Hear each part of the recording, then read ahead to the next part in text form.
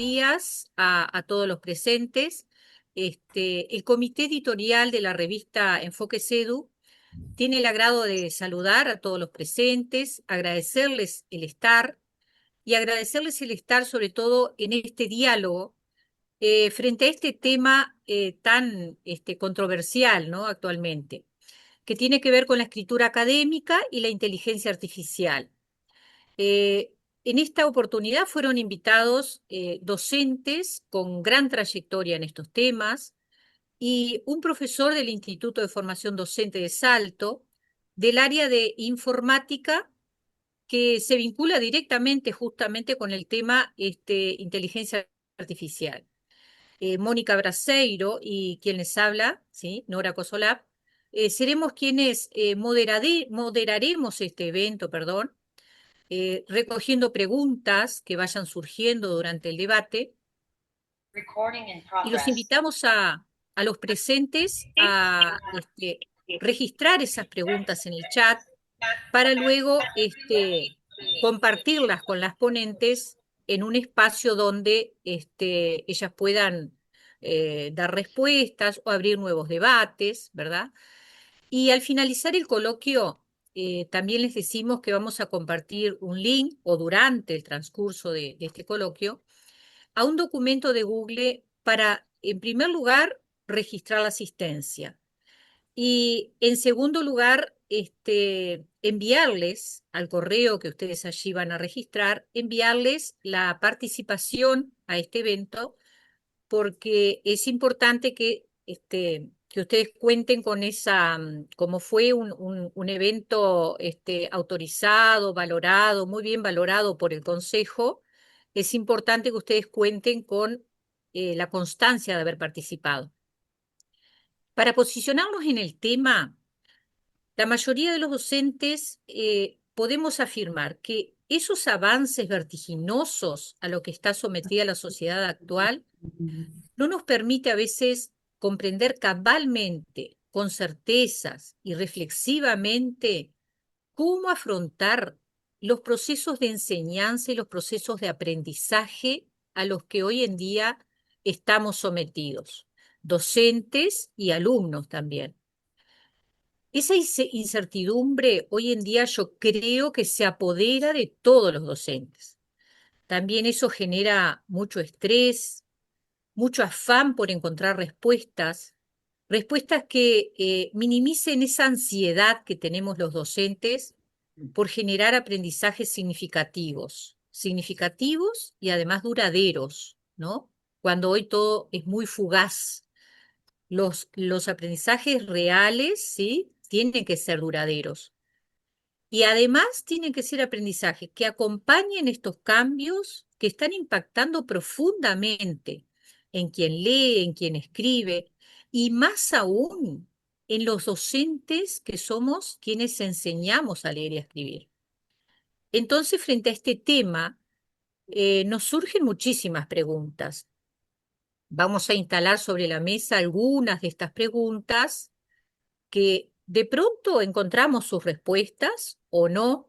No es necesario que surjan respuestas a todo, porque evidentemente que la incertidumbre también debe estar presente o estará presente en quienes nos acompañan en este debate y que son más expertas en el tema, tienen obviamente un tránsito por la educación mucho más amplio, ¿sí? Que les permite hablar con mayor propiedad.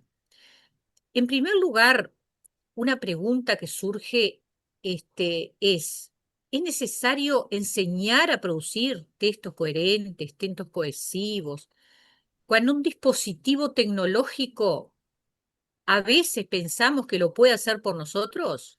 Obviamente mediado por sus algoritmos, mediados por un prompt bien redactado, que justamente de eso se trata el que interactúa y el que pretende escribir mediado por la inteligencia artificial generativa, ¿no?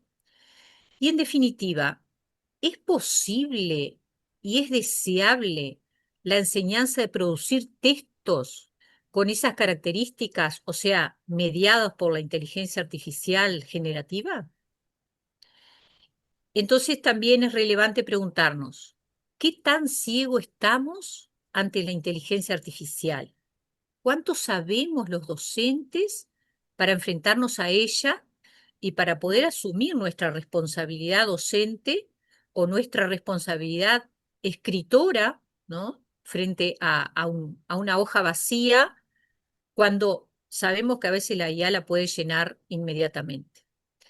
Otra pregunta que nos planteamos es, ¿qué posibilidades existen para que la experiencia con esta herramienta tecnológica y la necesidad de su uso, que día a día es mayor, puedan converger? En tal sentido, es posible preguntarnos, desde estos diferentes roles, ¿no? y ocupaciones en el sistema educativo, académico, intelectual, ¿qué hacemos en nuestra práctica de aula con la interacción entre escritura e inteligencia artificial? ¿Qué hacemos? O sea, es una pregunta para hacernos y dejarla planteada, para reflexionar, ¿no? Como docentes que somos. ¿Es posible decidir si aceptamos la inteligencia artificial, si la prohibimos, si dejamos que entre al aula, que irrumpa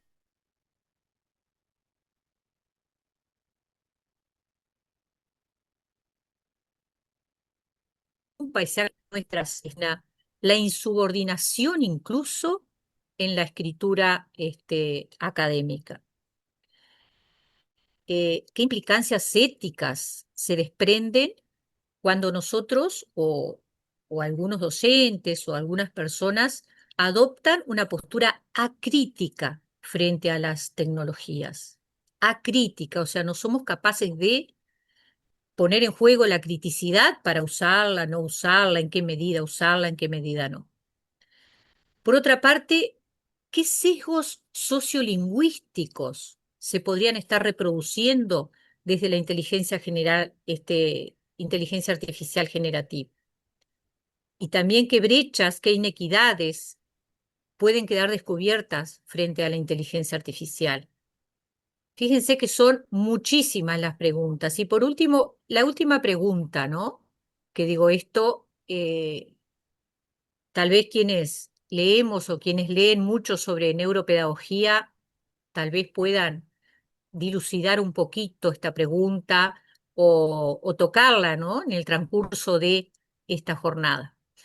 Sería, ¿cuál es el horizonte de posibilidad a nivel cognitivo? Si somos generadores, pero a su vez experimentamos una pereza mental frente al desafío que implica escribir. O sea, esa pereza mental que decimos, bueno, total, la IA me resuelve los problemas, ¿no? de la escritura. ¿Qué pasa si se apodera de nosotros, ¿no? ¿Qué va a pasar con el ser humano si se apodera esa pereza intelectual, esa pereza mental frente a esta facilidad que nos aporta, ¿no? Entonces, estas preguntas, ¿quiénes nos hacemos estas preguntas? Bueno, quienes leemos, quienes escribimos, en todos los niveles educativos. Es por eso que quienes fueron convocados, invitados a esta mesa de diálogo, son docentes, potenciales docentes, de todos los subsistemas, porque esto no es un problema de primaria, secundaria, de técnica, de nivel superior, es un problema general de todos los subsistemas y creo que obviamente a nivel mundial, ¿no? se ha instalado. Por eso los invitamos a formular preguntas que vayan surgiendo durante el debate y luego serán puestas a consideración en el transcurso de la jornada. Muy bien. Buenos días, mi nombre es Mónica Braseiro y frente a esas preguntas, para ello el comité editorial de la revista Enfoques.edu del Instituto de Formación Docente Rosa Silvestre de Salto organizó y los invitó a este primer coloquio internacional que hemos decidido llamar Diálogos, Debates e Intersecciones entre la escritura académica y la inteligencia artificial generativa, como lo decía muy bien Nora. Y desde este lugar se les ofrece justamente el espacio para poder realizar a futuro publicaciones académicas. Y este coloquio busca ser un espacio fundamental, creo, para pensar y discutir las potencialidades de la inteligencia artificial como una herramienta que puede fortalecer nuestras producciones académicas, pero también sin descuidar los profundos debates éticos que podemos tener, también pedagógicos, epistemológicos, ¿no? Que podrían emerger. Y la discusión y el intercambio de experiencias nos permitirán a todos los participantes desarrollar una perspectiva informada y también estratégica, promoviendo también quizás la integración, ¿no? Responsable de la inteligencia artificial que nos fortalezca también las habilidades que tenemos de escritura, nuestro pensamiento crítico y también la integridad académica, no solamente en Uruguay, porque esperemos, hemos invitado también a otras personas fuera de él. Y la propuesta es abierta a reflexionar también y a compartir los pensamientos, las reflexiones a partir de la lectura del artículo de Daniel Casani de 2024, que se titula Enseñar a leer y a escribir con inteligencias artificiales generativas, reflexiones, oportunidades y retos. Para ello queremos profundizar debido, ¿no? A través de este debate, a través del diálogo, de las intersecciones posibles que se plantea para la enseñanza superior y la utilización de estas tecnologías informáticas para la producción de los textos académicos. Y en tiempos de transformación en los diferentes ámbitos de la sociedad y en especial de la educación, la escritura académica y la inteligencia artificial totalmente convergen. Y en el texto de Casani hemos podido visualizar tres grandes ejes, ¿no? Que creímos importante reflexionar en el día de hoy, tal vez. El primero tiene que ver con las reflexiones teóricas. El segundo, notábamos con Nora, las oportunidades, ¿no? Educativas que nos brinda y, por supuesto, los riesgos, ¿no? En su mala utilización.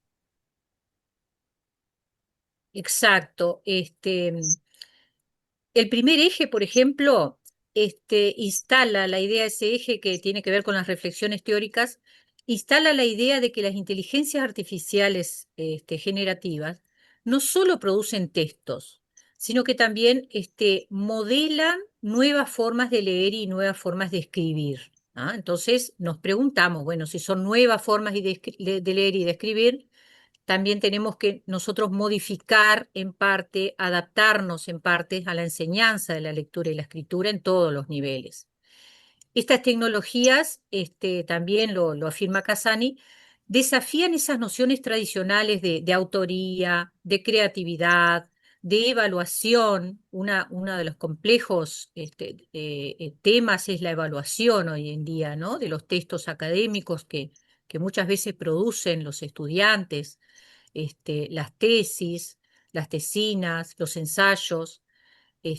Así se plantea entonces una necesidad de una alfabetización crítica que permita comprender cómo funcionan y qué implicaciones tienen estas herramientas digitales.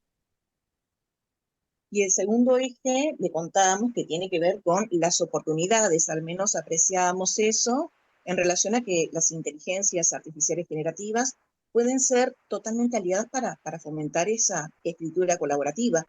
La revisión textual, la generación de ideas, ¿no? Nos permiten a todos el aprendizaje y también el poder ofrecer retroalimentación inmediata. Favorecer también el desarrollo de competencias metacognitivas, ¿no? Al iniciar y al invitar también a lo que tiene que ver a la reflexión sobre el mismo hecho o el proceso de la escritura. Bien, y el tercer eje de análisis que surge del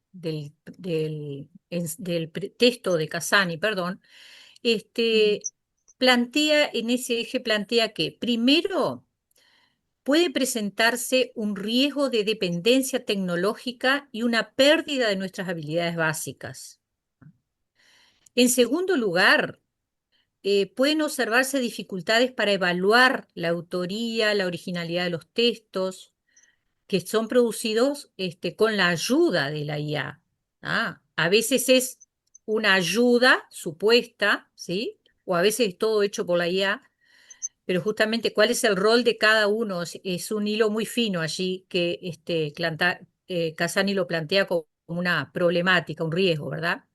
En tercer lugar, surge una imperiosa necesidad de formación docente para integrar estas herramientas de una manera ética, de una manera pedagógica, de una manera didáctica. Y bueno, ante la lectura de este artículo por parte de nuestro comité editorial, se instaló en el comité la necesidad de traer este tema a la mesa de diálogo. ¿Entre quiénes? Entre profesionales de la educación, para asumir juntos esta responsabilidad de también dar un inicio a un ciclo de conversaciones, ¿sí? Que podemos perfectamente dejar abierta la idea de instalar nuevas conversaciones, ¿sí? Para afrontar esa tremenda responsabilidad que implica enseñar a leer y escribir en estos tiempos. Y a su vez, leer y escribir en el ámbito académico, nosotros y todos quienes nos acompañan, porque obviamente somos muy lectores en nuestra tarea y justamente escribimos también, y entonces, a ver, ¿cuál es el rol que desempeñamos? ¿Cuál es el lugar que le asignamos a las inteligencias artificial generativa en ese ámbito? Bueno, y el comité llegó también a la conclusión de que el autor Casani sostiene que no se trata de prohibir ni de glorificar la inteligencia artificial generativa.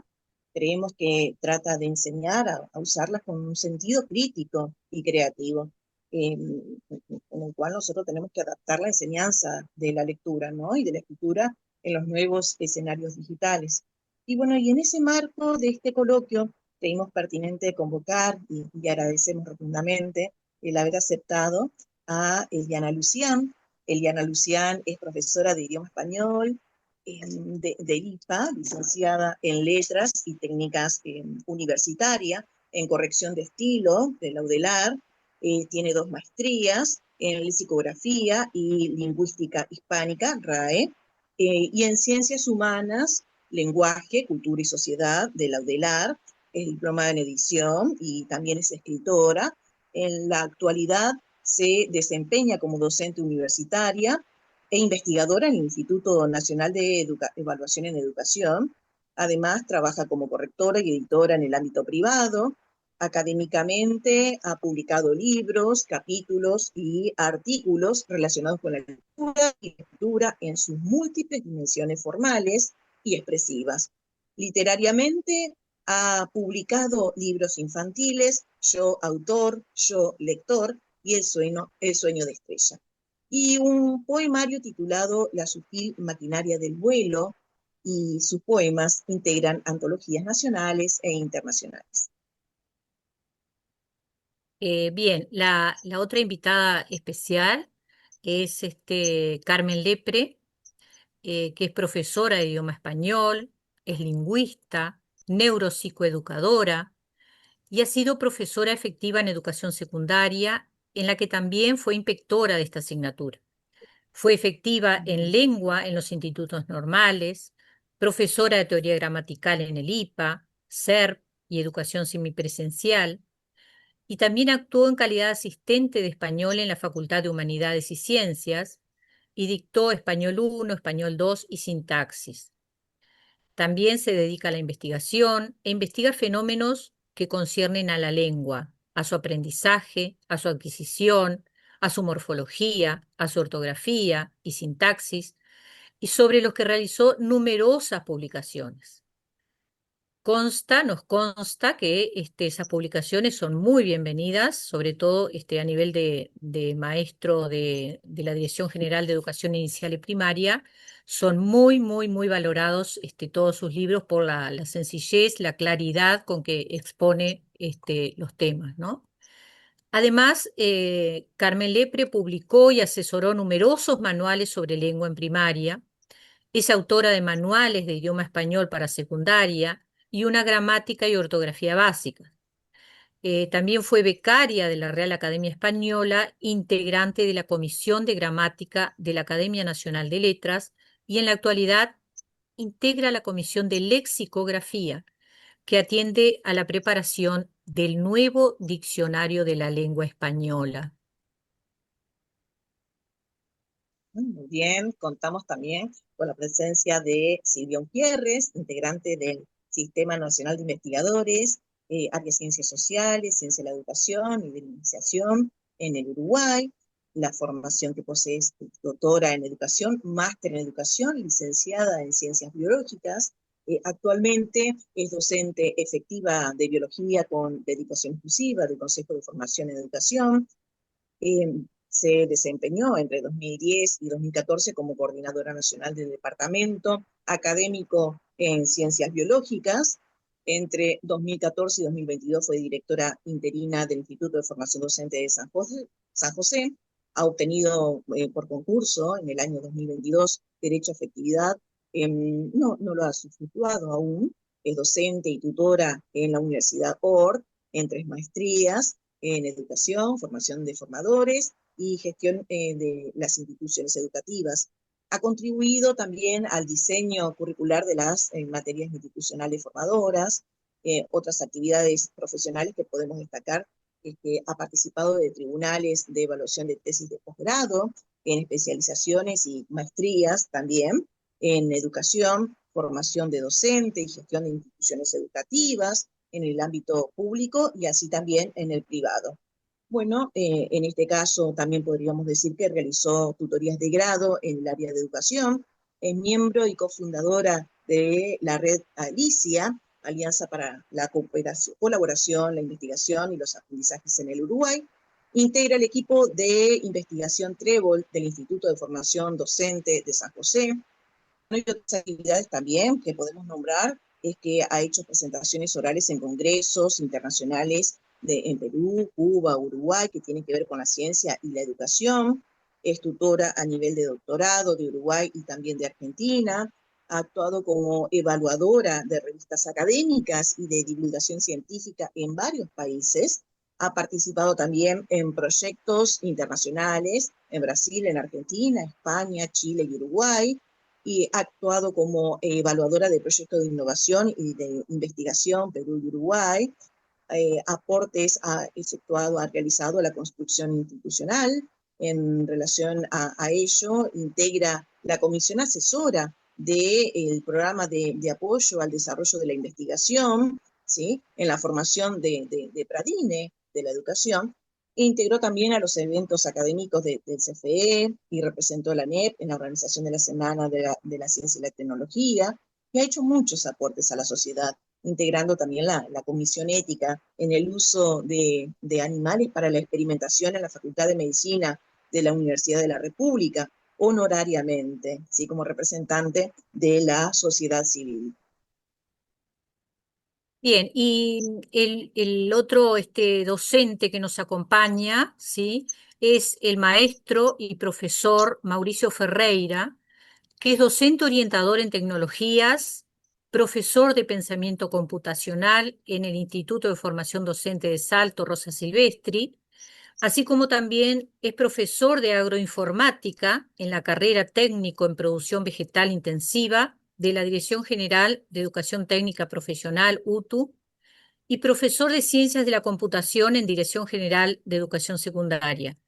Su trabajo integra educación, tecnología y creatividad, con énfasis en la robótica educativa, la programación y la inteligencia artificial.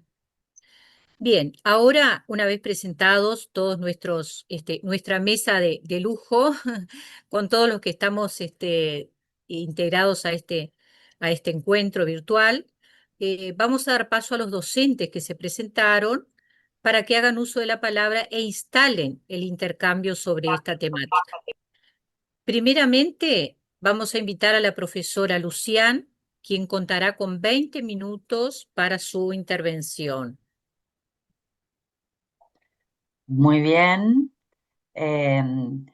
Les pido que faltando 5 minutos me avisen, así Perfecto.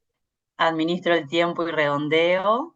Y si me permiten, voy a compartir pantalla con mi presentación para, para instalar el diálogo y empezar a compartir. A ver ahí, ¿Se ve bien? Muy bien. Bueno, Sí, sí.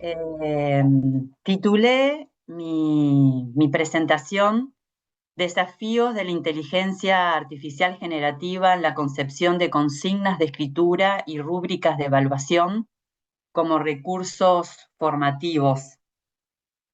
Y mi intención es empezar un recorrido por una concepción de consignas de escritura orientadoras del proceso y ejemplos de rúbrica de escrituras analíticas y reflexivas que parten de mi experiencia personal y analógica de la práctica de escritura y de la enseñanza del proceso de escritura, para ver la necesaria coherencia que tiene que existir entre la consigna y la rúbrica, y poner en diálogo esa experiencia tradicional, diríamos, por tradicional entiendo sin la aplicación de la inteligencia artificial generativa, poner en diálogo esa experiencia tradicional con estas nuevas tecnologías a fin de reflexionar de estos desafíos que presentan. Todas estas reflexiones obviamente son muy incipientes, ninguna tiene como objetivo ser una respuesta acabada, y estoy abierta a que realmente sea un diálogo esto que estamos instalando, entendido como una posibilidad de que los argumentos de otros transformen mi propia mirada, ¿no?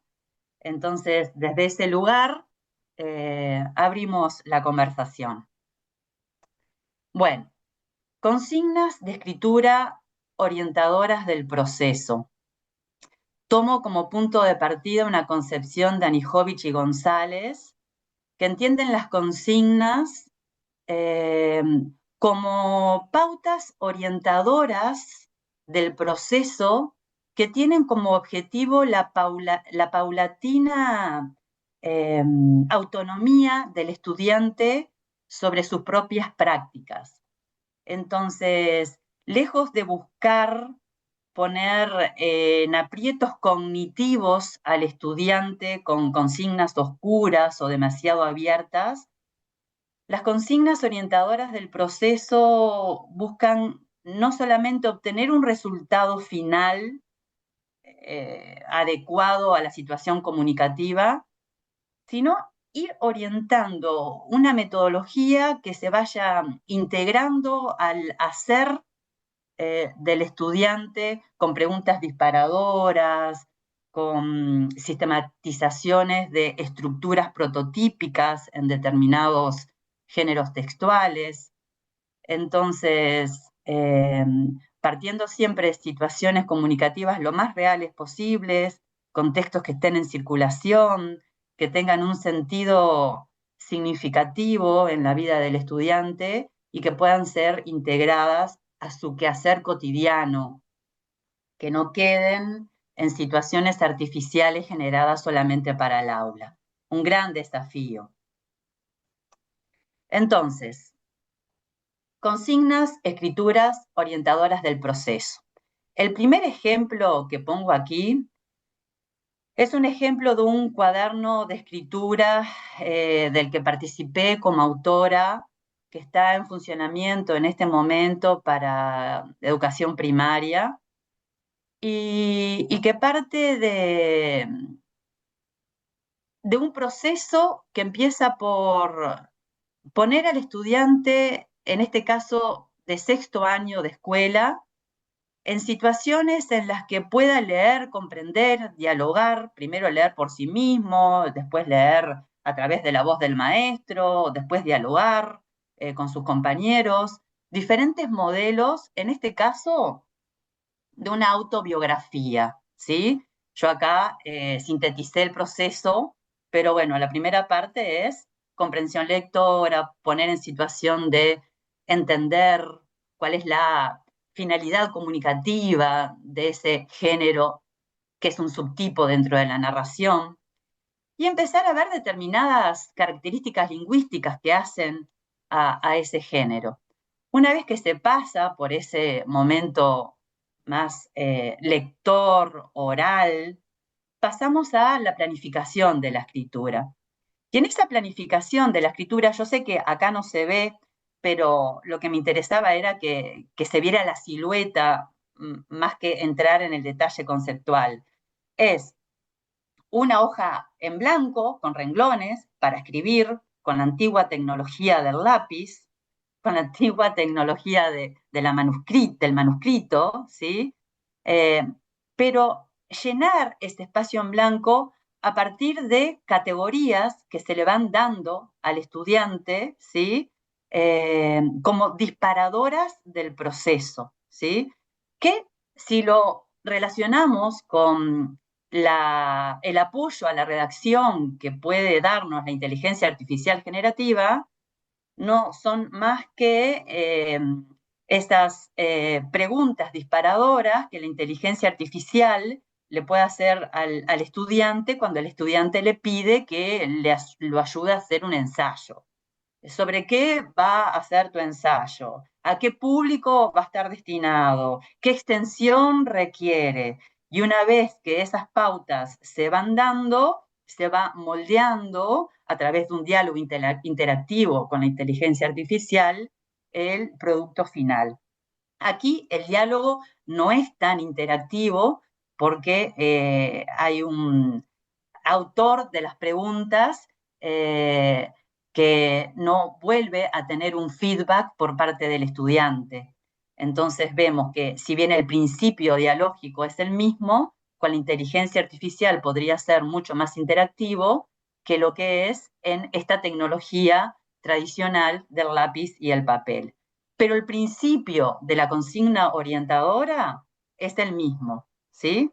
Una vez que se planifica la escritura, se pasa a escribir la narración, ¿sí?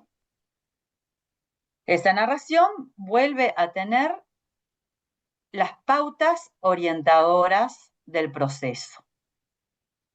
Esto mismo que estamos viendo en un ejemplo escolar se replica en el caso de una consigna de escritura que elaboré para una maestría en educación, en una maestría universitaria. Obviamente vemos que gráficamente se visualiza distinto, pero el principio es el mismo. Este es un trabajo que se evalúa en conjunto con una profesora especializada en educación, en teorías del aprendizaje, y mi actuación, que soy la profesora de escritura académica. Entonces, entre las dos planteamos la consigna, ella evalúa la parte conceptual y yo evalúo la parte formal de la escritura, ¿sí? Pero fíjense que el principio es el mismo. Instrucciones, bueno, se dice cuál es el objetivo, ¿sí?, de la evaluación y se ponen instrucciones sobre la estructura textual. Entonces, contexto educativo, desarrollo de la propuesta, interrelación de teorías, conclusión. Y en cada una de esas categorías textuales que se definen para el trabajo final que se va a evaluar, se va diciendo qué se espera de cada una de ellas. Por ejemplo, la introducción debe explicar brevemente las teorías seleccionadas y justificar su elección. Los objetivos de aprendizaje deben definirse, ¿sí?, a partir de los estudiantes para los que se propone la actividad, y así sucesivamente. A esto se le agrega un formato determinado, porque ya hace tiempo que la escritura académica a nivel universitario integra como instrumento de escritura privilegiado el procesador de texto digital, y ahora se le suma la inteligencia artificial, pero desde hace ya muchos años atrás, nuestra escritura académica está mediada por un procesador de texto digital, y eso hace que para todos los congresos, revistas arbitradas, presentación de artículos o de capítulos en libros, se nos exija un formato digital que antes no formaba parte de la escritura experta y ahora sí. Entonces, todos los estudiantes que están a un nivel universitario o terciario tienen que ser capaces de editar su texto digitalmente. Eso forma parte de nuestra escritura académica desde hace un tiempo y se le agrega ese formato, diríamos, más superficial, si se quiere, a el formato conceptual que es el que estaba dado antes. Entonces, vemos que para sexto año de escuela o para una maestría universitaria, el principio de la consigna orientadora es el mismo. Luego tenemos que esos trabajos el docente los va a evaluar. Y a veces las rúbricas de escritura pueden ser una ayuda, no solamente para tener un concepto más analítico de lo que nosotros queremos focalizar y el valor que le vamos a dar a los aspectos que vamos a hacer foco, sino que también puede servirle al estudiante como para tener una idea más cabal en dónde están sus fortalezas, en dónde están los desafíos que todavía debe trabajar. Entonces, tenemos rúbricas que pueden ser analíticas y reflexivas y rúbricas que pueden ser más generales, más holísticas. Yo en este momento, basándome en Sotomayor y Ávila, la presentación la dejo a disposición de ustedes, las referencias bibliográficas están al final, voy a hacer foco en las rúbricas analíticas. Entonces, estas rúbricas analíticas son muy propicias para la enseñanza de la escritura porque, como les decía, la escritura cuando la llevamos a cabo se da globalmente, pero para analizar aspectos en particular, está bueno que yo ya tenga las categorías en las que voy a hacer foco prefijadas y el valor que cada una de esas categorías tiene en la concepción que yo tengo de la práctica de escritura. Entonces, acá tenemos un ejemplo en el cuaderno de escritura de sexto año de unas pautas de cotejo que se le dan al estudiante para revisar su escritura. Entonces venimos de una consigna orientadora y pasamos a una revisión de la escritura pensada para el estudiante. Estas pautas de escritura no son otras más que las que va a tener el docente en su rúbrica de evaluación, solo que acá están transpuestas didácticamente para que sean comprendidas por el estudiante. Entonces tenemos una consigna que se refleja en las pautas de revisión que va a ver el estudiante y en las pautas de evaluación que va a corregir el docente, ¿sí? Estas pautas de revisión se después traducen en una rúbrica de evaluación que tiene el docente, ¿sí? Entonces, esta rúbrica puede estar separada en niveles, porque sabemos que nuestros estudiantes tienen desempeños heterogéneos en el aula, entonces esto me puede ayudar para ver la zona de desarrollo próximo en la que yo puedo ir llevando a el estudiante a su próxima habilidad más compleja, y yo puedo saber que un estudiante está muy bien, por ejemplo, en ciertas características ortográficas como el uso de la mayúscula, y que todavía debe desarrollar otras, como por ejemplo la ortografía del discurso en cuanto al uso de la puntuación.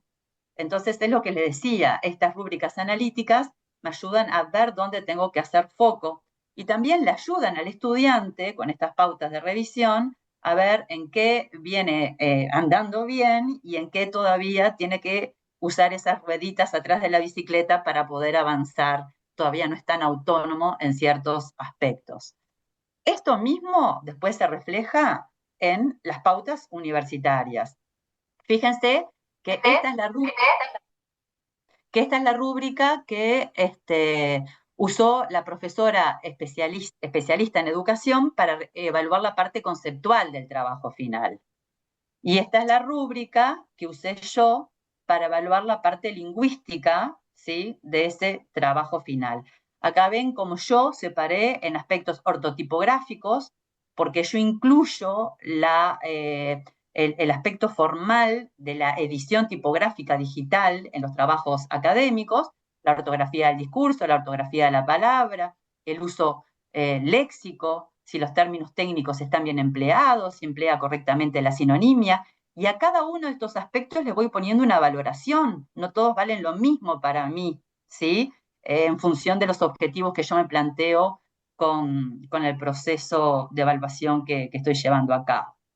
Y obviamente el aspecto pragmático, que es el texto anclado en la situación comunicativa real, si el género discursivo pedido es el que el estudiante realmente ejecuta, si las citas y referencias tienen los códigos académicos que son requeridos, etcétera, etcétera. Entonces, todo esto que venimos haciendo hace mucho, porque esto no es novedoso, ¿sí?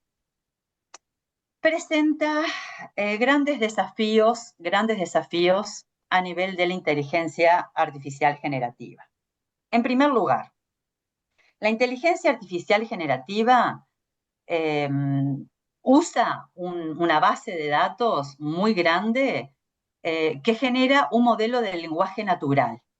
Entonces, ese lenguaje natural puede dar un resultado lingüístico que esté alejado de nuestra variedad de español, que presente una escritura híbrida, mitad humana, mitad artificial, que reproduzca errores comunes o estereotipos negativos, porque lo que hace es tomar la norma en uso. Y sabemos que muchas veces la norma en uso no se corresponde con la norma gramatical o la norma académica de la variedad estándar que en escritura universitaria rige el contexto comunicativo. Entonces, si no se cuenta con la experticia necesaria para moldear y evaluar el producto final, podemos tener un producto que no se adecue con nuestra situación comunicativa. Por otro lado, un desafío muy grande que nosotros tenemos es la precisión conceptual y procedimental en los prompts. Yo decía que todas esas preguntas disparadoras de la consigna orientadora, todos esos aspectos que yo mostraba en las rúbricas, que como docente yo decidí analizar y valorar, parten de una reflexión y de una experiencia muy profunda de mi objeto de estudio. Entonces, yo me siento capacitada para pedirle a la inteligencia artificial generativa que me haga una rúbrica y con la experiencia personal que yo tengo, poder evaluar si esa rúbrica conforma mis principios teóricos y metodológicos. Pero quien no tiene ese conocimiento previo puede dar por válidos aspectos errados, ¿sí? Puede dar una ilusión de conocimiento y de experiencia que hagan que se vaya teniendo muy baja o muy baja capacidad de frustración, es decir, me frustro frente a cualquier actividad que genere por parte de mi esfuerzo, ¿no? Porque es muy rápido el producto final. Entonces, está buenísimo que el producto final sea muy rápido si yo tengo la experiencia y el conocimiento previo que me permite evaluarlo y corregirlo. Entonces, todo eso unido a la imprecisión de las fuentes, que va haciendo que la reducción de bibliografía y de las citas en los textos académicos aumenten la posibilidad de plagio y empiecen a poner en juego prácticas académicas que no son propias de la educación universitaria y terciaria, como por ejemplo ir a fuentes primarias para hacer uso de los conceptos y recrearlos en producción de conocimiento. La IA mediatiza absolutamente todas esas fuentes primarias y me las da digeridas, me las da resumidas, ¿sí? Todo esto si yo no sé darle las instrucciones precisas que requieren de un conocimiento previo muy afinado, ¿sí? Perdón, Eliana, te Ya quedan, estamos. no, Perfecto. 5 minutos, sí, Bárbaro, genial. muchas gracias. Ahí estamos terminando. Entonces, para finalizar, yo cito el, el último subtítulo del artículo de Casani en su que doy por sentado que todos aquí leímos, si ustedes recuerdan, era sí, no o paso, ¿no? En referencia a esa interpelación que nos hace el artículo de qué posición tomamos como docentes. Mi respuesta es sí, obviamente sí. No podemos desconocer que eso forma parte de nuestra realidad y yo personalmente me siento privilegiada de venir de la televisión blanco y negro, el teléfono con rosca, el cassette con lapicera Bic y estar acá ahora hablando de la inteligencia artificial generativa. Me siento privilegiada de estar en este tiempo. Pero no dejo de ver, ¿sí? No dejo de ver la responsabilidad que tenemos como docentes y como productores de conocimiento en este momento. Entonces, al emplear la inteligencia artificial generativa, es muy importante lo que dice Daniel Casani sobre el protocolo, ¿sí? Y fíjense que el protocolo de incorporación de la inteligencia artificial, él lo piensa para educación superior. Es decir, que el artículo de Casani nos deja un blanco de qué hacer con la inteligencia artificial generativa en los primeros grados escolares. Yo presentaba la antigua tecnología del lápiz, la escritura manuscrita, las preguntas disparadoras, ¿sí? Yo siento que sigue siendo necesario pasar por esta etapa tradicional, ¿sí? Que implica una forma de pensar más contemplativa, más detenida en la curva mental que requiere el pensamiento antes del resultado final, ¿no? Entonces, sí, este protocolo de Casani es para la educación superior. Después habla de la importancia que tiene poder ir generando un aprendizaje autorregulado y adaptativo, porque va a ir mucho más rápida la producción de conocimiento que la didáctica. Entonces, tenemos que darle a los estudiantes la capacidad de ir autorregulando su aprendizaje, ¿sí? Entonces, para eso es muy importante combinar el uso de la inteligencia artificial generativa con otros recursos, y Daniel Casani le da mucha importancia a recursos orales que muchas veces están fuera de lo que la planificación docente sistematiza en sus prácticas de aula. Y es, bueno, presentás un trabajo que se dice explícitamente que tiene uso de inteligencia artificial generativa. Bueno, vamos a ir conversando sobre el proceso, las instrucciones, ir desarmando el resultado final en función de las partes que lo fueron constituyendo, ¿sí?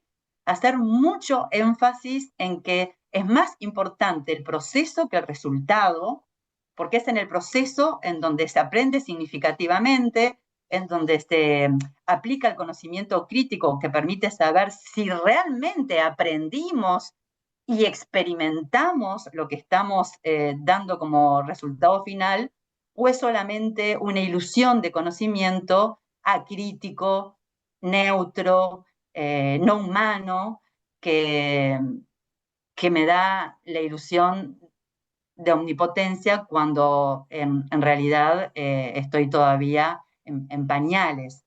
Me falta mucho para poder evaluar críticamente lo que la inteligencia artificial produjo como resultado final.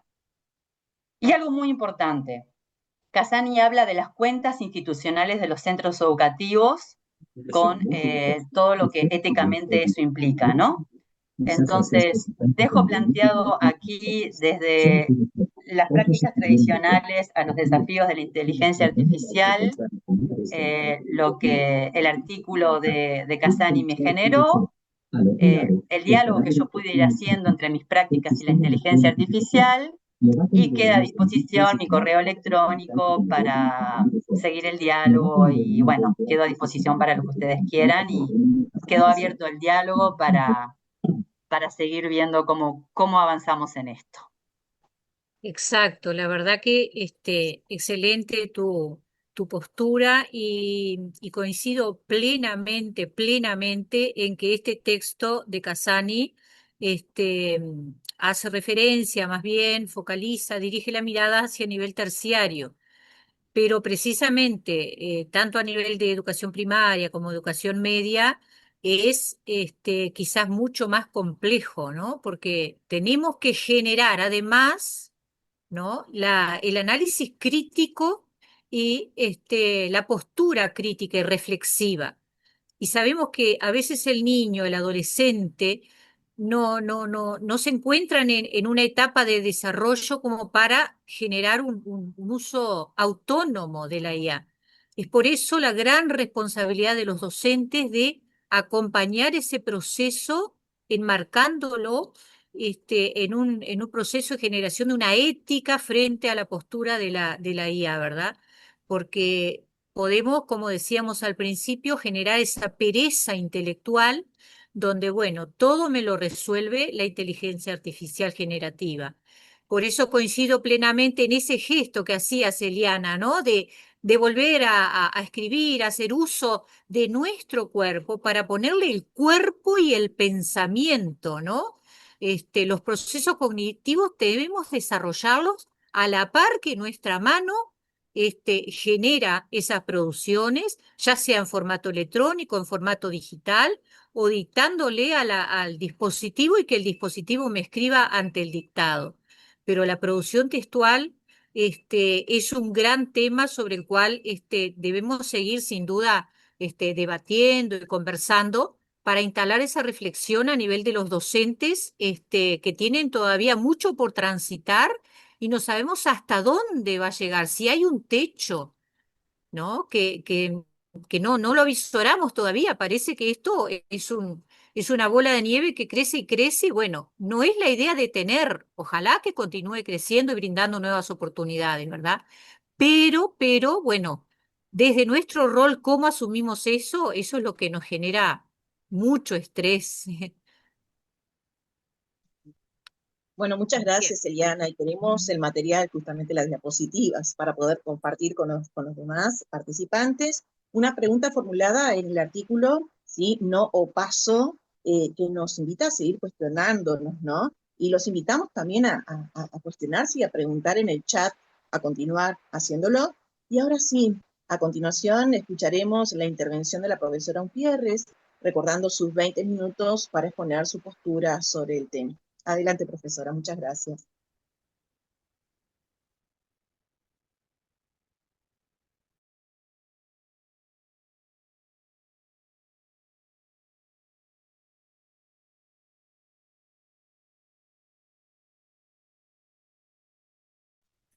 Estás silenciada, Silvia. No te escuchamos. Bien, gracias, Mauricio. Bueno, estaba agradeciendo la invitación, estaba destacando la organización del coloquio, digo que llegamos hasta acá con todo clarísimo, entonces uno siente como que hay un respaldo, una seguridad en este compartir, este, y que me parece que nos da eso de sacarnos las ganas de charlar con otros compañeros, colegas y estudiantes que tienen las mismas inquietudes, así que el agradecimiento total porque uno de acá se va siempre con una pila de aprendizajes. Bien, yo le puse como título a mi ponencia ¿Por qué y para qué usar inteligencia artificial? ¿Mm? A ver si, ¿por qué no pasa? Ahora sí. Tienen Y marketing bueno, en la ahora. agencia, capaz que hay algunas personas que no están silenciadas, si se pueden silenciar. Gracias. Bien, entonces, lo que yo voy a plantear primero como quiero comentar lo que habló Eliana, pero lo dejamos para la segunda vuelta. Me dejó con una pila de reflexiones. Bien, voy a plantear como una situación problema en mi introducción, bien brevemente. Voy a prenderme el eh, cronómetro. Les voy a presentar dos casos de estudio, uno que es sobre mi año sabático y el otro que es sobre la sistematización de una experiencia pedagógica en formación docente. Después voy a desarrollar un poquito una categoría de mi autoría, que es la ruptura de la cadena de frío, y por último algunas reflexiones finales, también como para a ver si nos podemos quedar pensando e intercambiar con otros ponentes sobre esto, que creo que hay muchas cosas que vamos a tener en común. Entonces, yo, ¿cómo empiezo? Empiezo con una frase de Denise Bailian, que dio en una conferencia este año organizada por la editorial Magro. Ella dice, era sobre inteligencia artificial, sobre su último libro. Dice, hay que aprender a escribir bien los prompts, pero antes hay que aprender a escribir bien. Y a mí eso me hizo como boom, ¿no? Me quedó como una marquesina, porque uno que está tratando de ponerse al día y de acompañar a los estudiantes en estas nuevas trayectorias acompañadas por modelos de inteligencia artificial generativa, repite, hay que escribir bien los prompts, pero en realidad hay como poner la carreta delante de los bueyes. Hay otras cosas que tenemos que aprender primero. Y ahí quiero precisar, eh, soy una atrevida, en primer lugar, ustedes vieron que vengo de ciencias y los de ciencias escribimos mal. Aprendemos a escribir o sea, no tenemos la especialización que, por ejemplo, demostró ahora Eliana en una cantidad de conceptos. Entonces estoy atrevida en esta situación, pero ustedes me van a corregir en todas las cuestiones que consideren que estoy errada. Desde las ciencias, para mí, escribir bien no es solo redactar bien, sintácticamente, gramaticalmente, ortográficamente, sino que también hoy voy a hacer énfasis en el escribir bien, haciendo atribución en quienes estuvieron participando en la construcción de esa escritura. Atribución. Bueno, y Casani, en este artículo que agradezco, Pila, que nos lo hayan acercado como disparador, porque me encantó leerlo por la claridad y por la síntesis conceptual que realiza y la alfabetización con la cual empieza, él nos convoca desde una mirada de la profesión docente, dice, porque cuando se popularizan los grandes modelos de lenguaje a través de la disposición gratuita de ChatGPT en noviembre del 2022, a mí me dio como una enorme ansiedad porque no sé nada de algoritmos, no sé nada de programación, no sé nada de entrenamiento de un modelo y dije, bueno, tengo que aprender todo eso ahora. Y cuando empiezo a recorrer la trayectoria con colegas, con estudiantes, con otros investigadores, me doy cuenta de que ese no puede ser el objetivo. Bajamos la ansiedad. Para eso están los ingenieros, para eso están los programadores, para eso están los bots, ¿verdad? Mi especialidad es la educación, los aprendizajes, la formación docente. Y desde ahí es que me voy a centrar en los análisis que puedo hacer y en los apoyos que puedo dar y que puedo buscar. Bien, el primer paso que les quiero contar es de mi año sabático, que fue en el año 2020. Y estaban comentando una de las compañeras que dijo que también había desarrollado su año sabático en el año 2020 y sabemos el desafío enorme que fue. En Exacto, ese, sí, Silvia. Yo también fui terrible, una de las que padecimos hacer la investigación justamente en ese año. en Fue ese año. difícil, ¿eh? ¿Quién lo hubiera Bueno, gracias. sospechado? Bien, entonces, lo que yo hice fue analizar 105 trabajos finales de grado de la carrera de magisterio, ¿tá? Llegué a 105. Y bueno, dentro de todos los objetivos que tenía, uno era analizar la estructura, el formato y la construcción desde el punto de vista de un ensayo, un trabajo final de grado, cuáles son los requisitos académicos que tienen que estar presentes en esos trabajos. Y lo que yo hoy veo cuando vuelvo a mi año sabático y a mis resultados, digo, bueno, ¿cuánto haya ido obsoleto o de arcaico, aunque solo han pasado 5 años? ¿Cómo lo analizaría hoy esos trabajos a la luz, ¿no? Con el diario del lunes de lo que nos introducen las variables y las complejidades que nos introduce la inteligencia artificial generativa?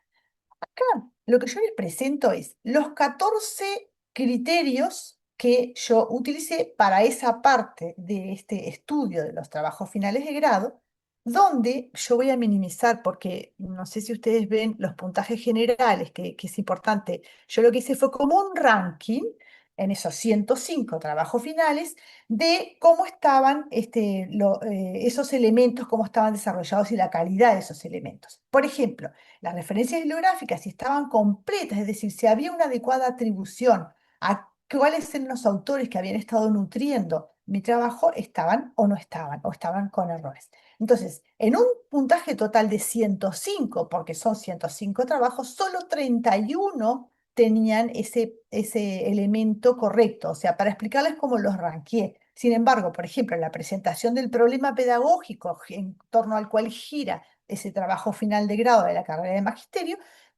adquirió un puntaje muy cercano al total, o sea, 94 de los trabajos tenían una adecuada presentación de ese problema pedagógico sobre el cual tienen que ellos analizar y proponer una resolución. Ahora, ¿qué es lo que yo estoy marcando con verde? Aquellos elementos en los cuales la inteligencia artificial generativa nos puede ayudar de una forma bastante automática, bastante rápida, aunque siempre la intervención humana, ¿no? Acompaño un poco las afirmaciones de Eliana y de Casani, ¿no? Por ejemplo, el resumen es una cosa que yo se lo puedo pedir a la inteligencia artificial generativa, el chatbot, y lo corrijo, ¿no? Siempre lo corrijo y es automático. Bueno, el índice hace tiempo que está bastante automatizado en los programas de Word, etcétera, de producción de textos, pero hoy con inteligencia artificial son más ágiles de realizar, siempre chequeo de por medio, lo puedo hacer. Puedo lograr que me sugiera diferentes títulos que no sean ni confusos, ni difusos, ni metafóricos. Hago un buen prompt y me larga una cantidad de títulos maravillosos para mi trabajo, me ayuda, me apoya a crecer en mi creatividad. Bien, esto que ahora marqué en rosado son aquellos aspectos en los cuales la asistencia de la inteligencia artificial generativa de texto no es tan automática, no es tan rápida, sino que de por medio, por ejemplo, en la resolución de los trabajos, el trabajo final de grado de magisterio no solo presenta un problema pedagógico, sino que también tiene que hacer una aplicación de técnicas incipientes, investigativas, y después proponer una resolución. ¿Cómo podría aportar a la mejora de ese problema pedagógico que inicialmente estaba bien consignado en los trabajos? Bueno, la resolución yo la encontré que estaba o acotada o ausente o no incluía todos los elementos que debería estar presente en una resolución pedagógica. O sea, no solo el docente solito solucionando, sino que también pensar en las familias, en la institución, en las políticas educativas. Ahí, ¿cómo se podría mejorar? Bueno, en los programas de inteligencia, los modelos de inteligencia artificial generativa me pueden ayudar a partir de una primera redacción del estudiante, con un buen prompt, le puede pedir que lo ayude a mejorar. Pero es menos automática, es menos veloz, siempre tengo que tener una producción personal desde la cual tengo que partir y logro una cierta contribución de los modelos con todos los cuidados que después vamos a charlar un poquito más de profundidad. Lo que marco ahora en rojo son aquellos aspectos en los cuales la inteligencia artificial generativa ayuda muy poco. Hay muy poca automatización en eso y lo que hace el estudiante, la intervención del estudiante es fundamental. ¿Tá? Por ejemplo, yo encuentro que hay una importante carencia en cuanto a la atribución de los autores y de aquellos elementos y personas que estuvieron interviniendo y complementando mi trabajo, mi pienso, mi producción. En eso, los modelos, si bien nos pueden sugerir materiales, como dice Casani, requieren una intervención del estudiante desde el cero, es decir, el estudiante no le puede pedir al modelo, después de tener su trabajo, que le introduzca las referencias bibliográficas, que le introduzca la cita. Fíjense que los colores rojos, o sea, aquellos lugares donde la intervención y la ayuda de la inteligencia artificial generativa es poco automatizada y es mínima, son de los cuatro, son los que están en la parte más donde tengo menores puntajes y menores logros en esos estudiantes que yo analicé. Es decir, que la inteligencia artificial generativa en esos aspectos nos ayudaría poco. Y ahí es donde entramos con el rol o el apoyo, como decía Eliana, del formador y del docente en eso de construir buenas consignas, de construir buenas rúbricas y acompañar a los chiquilines en estas producciones. El segundo caso, y quiero que nos quedemos pensando, ¿no? En esto de cuáles son los desafíos en los cuales tenemos menos ayuda. El segundo caso es la sistematización de una experiencia de aprendizaje que le propuse a mis estudiantes y que después compartí en un congreso, donde el objetivo era, bueno, con ellos, ¿no? Con los estudiantes, valorar a esos diferentes modelos de inteligencias artificiales generativas como asistentes o como productores. Entonces lo que yo les pedía era que, por un lado, elaboraran un texto y se lo volcaran a una inteligencia artificial generativa con un determinado prompt para que se los corrigiera desde el punto de vista ortográfico, sintáctico y disciplinar, y que después se hicieran al revés, que le pidieran al modelo que construyera un texto sobre un tema de mi materia, que es zoología, y que ellos corrigieran lo que el modelo había producido.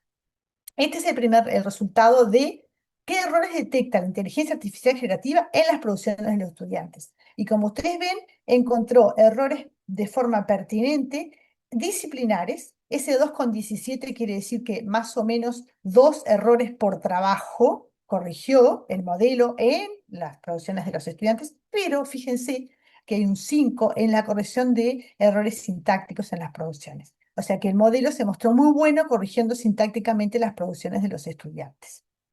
Y estos es los estudiantes corrigiendo las producciones del IAG. Y fíjense que los estudiantes, y esto fue curado por mí después, los estudiantes encontraron que por cada documento habían casi 7 errores disciplinares en las producciones de la inteligencia artificial generativa. Ellos llegaron junto conmigo, llegamos juntos, ¿no? A esto de generar evidencia en cuanto a que el desempeño de estos modelos es mucho mejor asistiendo una vez que yo hice una producción y no produciendo de cero. Miren todos los errores que ellos hubieran tenido si hubieran presentado el trabajo que la inteligencia artificial les produjo. Entonces llegamos a esta categoría de análisis que yo le llamo la ruptura de la cadena de frío. Hago una metáfora, ¿no? De, por ejemplo, un alimento o una vacuna, ¿no? Que tiene que, desde que se produce hasta que se usa o se consume, hay una cantidad de reglas que se deben respetar, por ejemplo, las vacunas que precisan frío o los alimentos que precisan frío, que si no se respetan, se corrompe el producto final. Tengo un producto final de poca calidad, tengo un producto final que hasta puede llegar a perjudicar. Entonces, bueno, eso lo llevamos a la producción de conocimiento. En vez de alimentos o vacuna, bueno, estamos produciendo conocimiento. Ese conocimiento sigue un ciclo. ¿Cuál es ese ciclo? Se genera conocimiento, se difunde, es decir, que hay pares que están curando ese conocimiento que un científico o una persona de todas las ciencias, ¿no? Ciencias de la educación, sociales, naturales, lo que sea, generó conocimiento. Los pares validan ese conocimiento y esa es la difusión, presento en un congreso, etcétera, y finalmente se divulga, es decir, llega a la sociedad, llega la comida a nuestra mesa. Bueno, ¿cómo llega ese conocimiento a nuestra mesa de trabajo? ¿Llega en buenas condiciones y con calidad? ¿O hubo una ruptura en esa cadena de frío y el científico hizo cuestiones que no tenía que hacer? Entonces eso empieza ya de cero con problemas en la producción y en la calidad y en la ética de ese conocimiento que se está produciendo. Y cuando se difunde entre pares, ¿qué pasa con las revistas arbitradas que están corrigiendo y evaluando, valorando los trabajos para decir esto está en condiciones de ser publicado y difundido? Y finalmente, cuando llega a esa transformación, esa transposición que se realiza para la divulgación y para que ese conocimiento la sociedad se apropie y lo usa, si no llega en buenas condiciones, pueden haber diferentes perjuicios. Esa es la metáfora que yo hago. Y Casani lo retoma, o sea, bueno, yo retomo a Casani, pero encuentro ese paralelismo en que él dice, yo quiero resaltar esto, ¿no? Aportar pruebas de que los estudiantes o la persona que está produciendo un material ha comprobado que lo que la inteligencia artificial le proporcionó es adecuado. Y Casani dice, al final la tarea es tan compleja como si lo hubiera hecho, como dijo Eliana, analógicamente. ¿Está? Es decir, hay una cuestión de tiempos que no se deben ahorrar. Y yo voy a profundizar en eso, en los tiempos. La inteligencia artificial no puede ser nunca utilizada para ahorrar tiempo. Ahorra tiempo en algunas cosas que yo ese tiempo lo tengo que usar en otras para que el producto final sea de calidad, porque si no se rompe la cadena de frío. Y voy a contar un poquito el tema del impuesto de confianza. Quiero ver cómo vamos con los tiempos. El impuesto de confianza es una idea, no es mía, está publicado en el medio Medium, que es un medio que yo uso mucho para tratar de mantenerme al día en las noticias y los avances sobre inteligencia artificial. El impuesto de confianza es aquellos costos que tengo en esfuerzo cognitivo, en chequeo y en tiempo, cuando accedo a una producción que tiene intervención de modelos de inteligencia artificial generativa. Está el usuario ingenuo que paga un bajo impuesto de confianza, gasta poco tiempo y poco esfuerzo cognitivo para su producto final. Pero ese producto final, ¿cuál es la calidad que tiene? Después tenemos el usuario medio, que está ahí entre que reviso un poco y ya lo mando. Y después está el usuario escéptico. El usuario escéptico de los modelos de lenguaje, de grandes modelos de lenguaje, y especialmente de inteligencia artificial generativa de texto, paga un impuesto alto de confianza porque gastan mucho tiempo, es decir, lo que les ahorra en creatividad, en tirarme ideas, en mejorarme sintácticamente, etcétera. Ese tiempo en qué se usa reflexividad y pensamiento crítico. Yo después, si tengo tiempo, voy a ampliar un poquito de otras cuestiones que no pueden ser el objetivo del uso de inteligencia artificial generativa. Yo hoy hago énfasis en esto, no es ahorro de tiempo, es ahorro de tiempo en algunas cuestiones en las que sé que la ayuda es bastante automática y bastante certera, pero después lo uso ese tiempo para obtener un producto de calidad en reflexividad y pensamiento crítico. Hoy, cuando estábamos antes de empezar, hablamos un poquito de, bueno, qué pasó con Zoom y cómo se hicieron ricos los que lo inventaron. Bueno, yo quiero, justamente en mi ponencia, yo quería terminar haciendo esta reflexión. La educación y los educadores somos hoy botines preciados y en disputa, porque lo que los educadores decimos que es lo que está bueno usar y cómo usar y cuándo, llega a miles de personas, que son los estudiantes, y llega a miles de familias. Por lo tanto, la recomendación del docente es, en algunas otras realidades, ganancia económica. Posicionémonos desde ese lugar, no ingenuamente, sino críticamente y sabiendo ese poder, en el buen sentido del poder, que tenemos en nuestras manos y esa responsabilidad ética y profesional. Quiero terminar abriendo un poquito el pensamiento a partir de la lectura de Casani también, cuando él habla de los ejemplos de autorregulación y adaptación que da en su trabajo. La metacognición en la inteligencia artificial. Eliana también hizo énfasis en eso. Y cómo nos puede ayudar en muchas cosas, con muchas previsiones, pero hay un espacio en el que me parece que está interesante que empecemos a generar evidencia, cómo nos puede ayudar a regular, a conocer cómo pensamos y a regular y controlar esas formas de pensar y de aprender. Me parece que es un campo de investigación, de indagación y de generación de evidencia que podemos hacer con nuestros estudiantes en educación superior y que va a estar ayudando a esa retroalimentación que necesitamos profesionalmente en todo momento. Bueno, yo en la presentación les dejé algunas no todas las referencias y ustedes podrán acceder si quieren tener alguna ampliación sobre alguno de los aspectos que estuve conversando rápidamente. Espero haber estado bien en el tiempo y bueno, y espero que después podamos tener en la segunda vuelta la oportunidad de charlar un poquito más.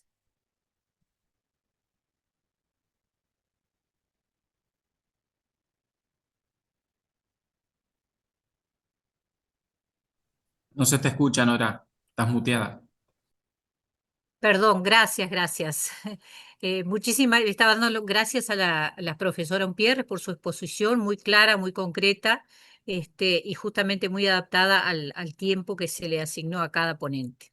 Acto seguido, corresponde darle la palabra al profesor Mauricio Ferreira, quien desde su rol como docente de ciencias computacionales instalará el diálogo con una postura desde ese lugar, porque él a diario interactúa con este tema sobre inteligencia artificial generativa. Y entonces, bueno, queremos escucharlo, profesor, a ver cuál es su postura y obviamente le recordamos sus 20 minutos de espacio. Adelante, Mauricio. Muy bien. Gracias. Me siento realmente honrado por compartir este espacio con la calidad de profesionales que me han precedido y que va a seguir. Y bueno, soy académicamente un bebé recién nacido al lado de las demás, pero no importa, voy a dar mi granito de arena. Así que bueno, todos pueden ver ahí en pantalla. Sí, Bueno, esta sí, sí, tabla sí. es del artículo de Daniel Casani y lo que yo voy a intentar aportar es desde lo técnico hacer una especie de bajadita, transposición didáctica eh, sobre este tema de la inteligencia artificial y en particular la inteligencia artificial generativa, que desde que salió captó mi atención y me he puesto a trabajar de forma autodidacta, leyendo, siguiendo a expertos. Hay muchos divulgadores excelentes en YouTube que después recomendaré y de los que me he estado nutriendo. Desde charlas informales con colegas que están más metidos que yo, en fin, me interesa mucho el tema y he estado trabajando en ponerme al tanto de cómo surgió a cómo está moviéndose, porque es algo realmente vertiginoso lo que cambia de un semestre a otro.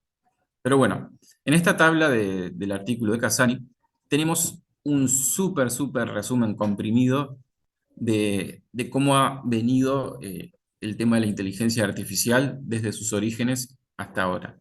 Particularmente, ahí tienen los años, arranca en 1950 con Alan Turing, que se le considera el padre de la informática actual, y también, ¿por qué no?, de la inteligencia artificial, porque él ya hacía planteos de qué sucedería si una máquina pensara como nosotros. Estamos hablando de 1950, donde lo que podría entenderse como una computadora está a años luz de lo que entendemos hoy en día. Antes eran aparatos gigantescos que ocupaban habitaciones enteras y la forma de trabajar en ellas era realmente imposible si lo quisiéramos intentar nosotros, por más estudios académicos sobre informática que tengamos. Después, John McCarthy fue el primero en acuñar el término de inteligencia artificial y seguimos en la década del 50. Después viene lo que se le llama un invierno de la inteligencia artificial porque hubo desinterés masivo académicamente en ahondar en estos temas porque faltaba la convergencia entre la teoría y la tecnología que permitiera su práctica.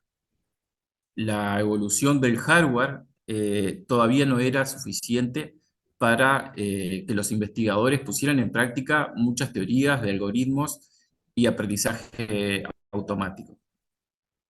Recién en la década del 90, esa década con la explosión de Internet, las .com, las computadoras personales, en ese contexto y desde las grandes empresas y del mundo académico, comienza a moverse la investigación en inteligencia artificial y se llega, por ejemplo, al paradigmático suceso en donde una computadora, Deep Blue, que utilizaba aprendizaje automático, vence al campeón mundial Kasparov de ajedrez.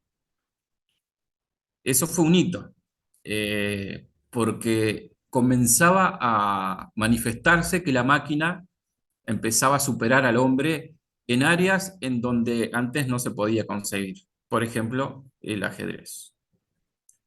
Después pasamos al año 2000. Acá comienza a hablarse de inteligencia artificial generativa, pero restringido también al ámbito académico y en donde es muy importante toda la investigación. Acá, cuando hablamos de inteligencia artificial, estamos hablando de mucha matemática, particularmente de álgebra lineal.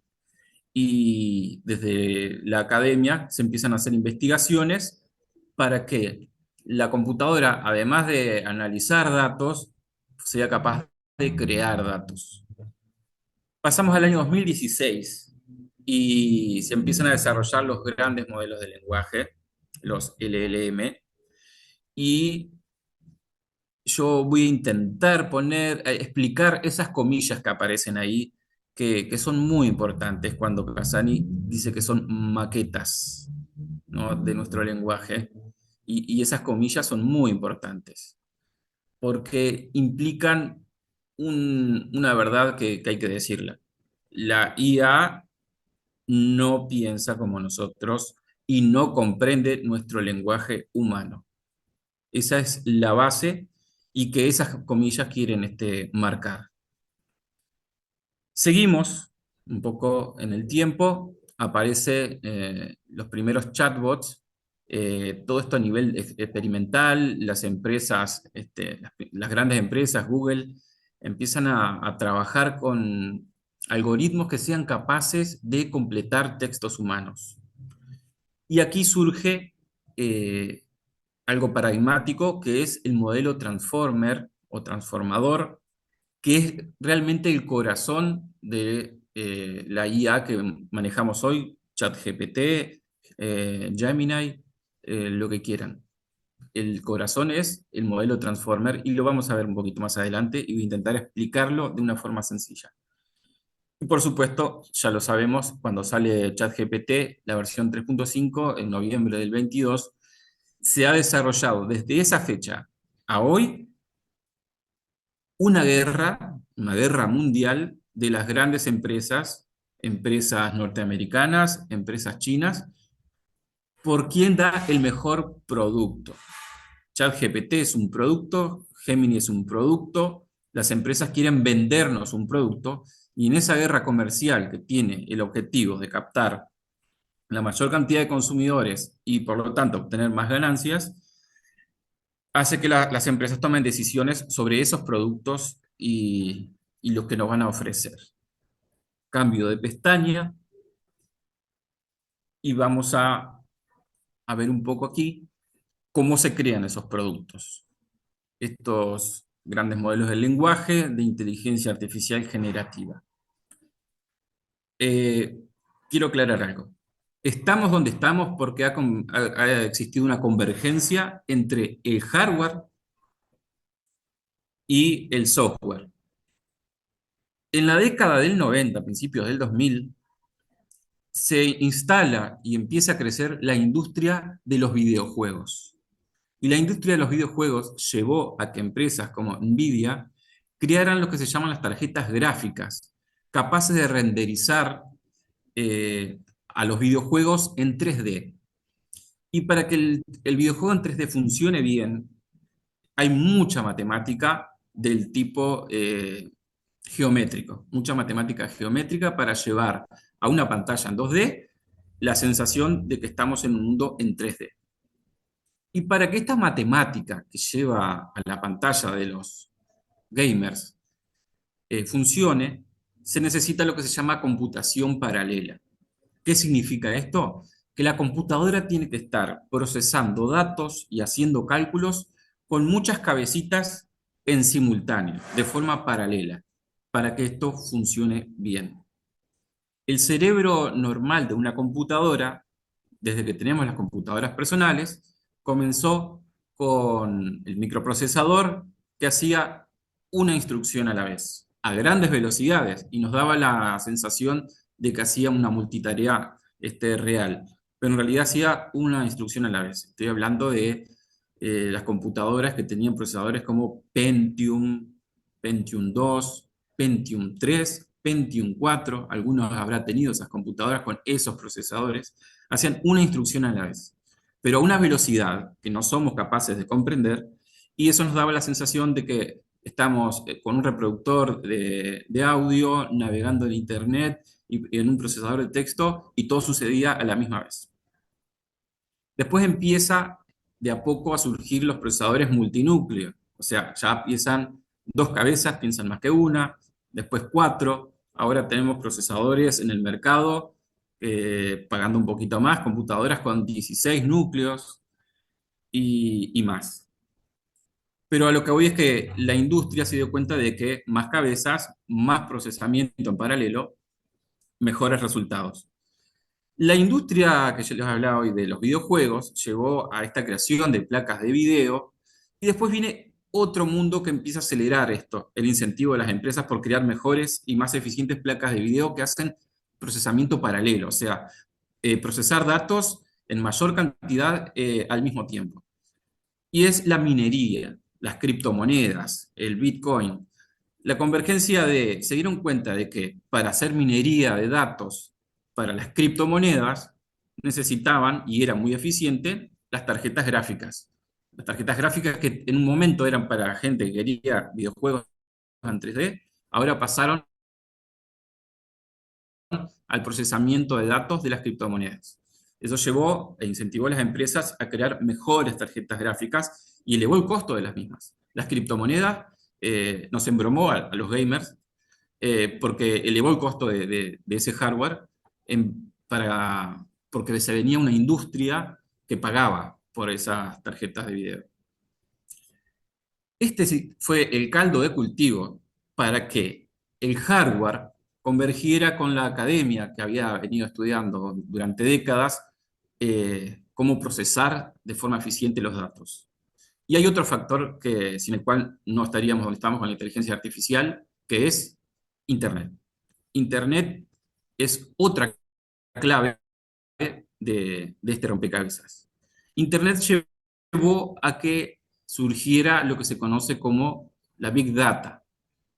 Hay cantidades ingentes de datos para procesar que antes no existían. Internet además vino después con el celular. El celular llevó a que millones y millones y millones de usuarios generaran contenido de algún tipo, empezaran a interactuar a través de Internet, y en la web la creación de datos cada vez fue exponencial. Entonces, tenemos un hardware creciente con la capacidad de procesar muchos datos en paralelo. Tenemos una fuente de datos inmensa que es Internet. Y tenemos los algoritmos cada vez más eficientes para procesar esos datos. Era cuestión de tiempo para que las empresas crearan la inteligencia artificial generativa que conocemos hoy en día. Y así sucedió en la segunda década de este siglo. ¿Las empresas qué hacen para crear un producto como ChatGPT? Bueno, primero obtienen datos. Obtienen datos y no piden permiso para obtener esos datos. Y esos datos están, como les decía, en la web a través de Internet. Después tienen un trabajo de limpiar y preparar esos datos.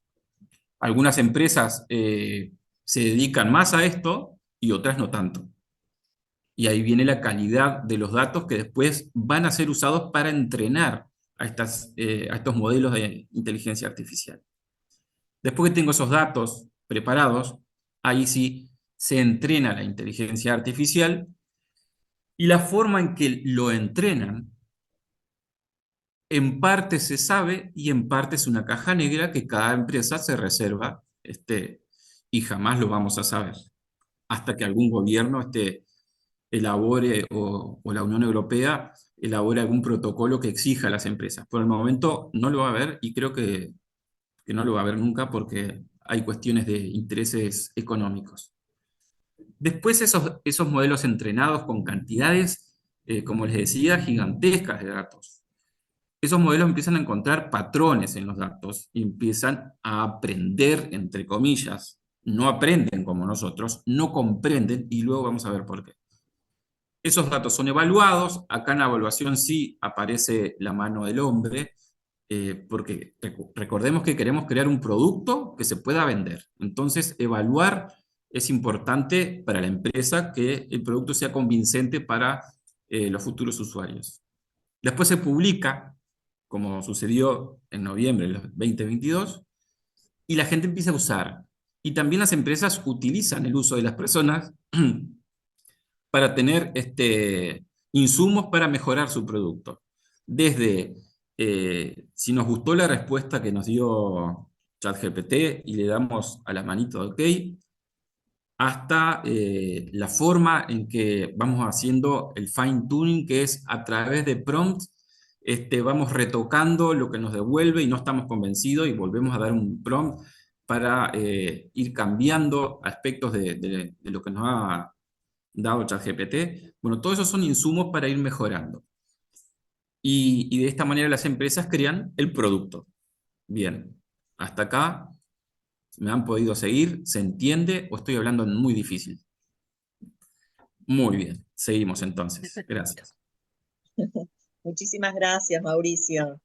Bueno, y Bien. como cierre de las ponencias, escucharemos a continuación todo lo que tiene para compartir acerca de sus reflexiones sobre la temática que nos convocó en este primer encuentro a la docente Carmen Lepe.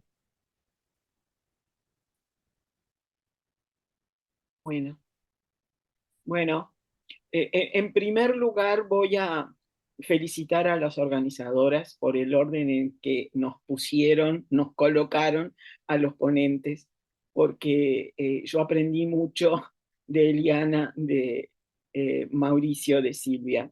Eh, y además somos cabezas totalmente diferentes los cuatro.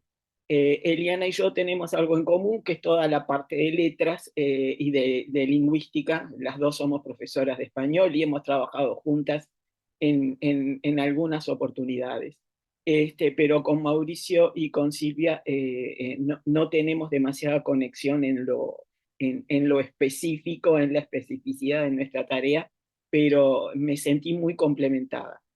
Yo estoy retirada, si se habrán dado cuenta, ya tengo 73 años, hace años que me jubilé, pero sigo publicando para maestros y esta presencia de la inteligencia artificial llegó a mí tarde, por supuesto. Yo ya no estaba dando clase cuando apareció el chat GPT para decirme si el análisis médico que me hice tenía alguna falla y acertó perfectamente, exactamente, y en un segundo me dijo qué era lo que tenía, y cuando fui al médico al día siguiente, el médico me dijo exactamente lo mismo.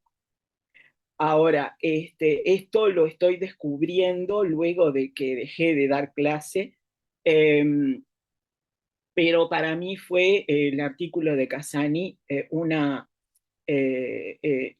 aproximación muy real a lo que un docente puede encarar frente a esta realidad. Me gustó mucho leerlo y como corresponde, la presentación que voy a hacer es una presentación de una novata en lo relativo a la inteligencia artificial. Voy a compartir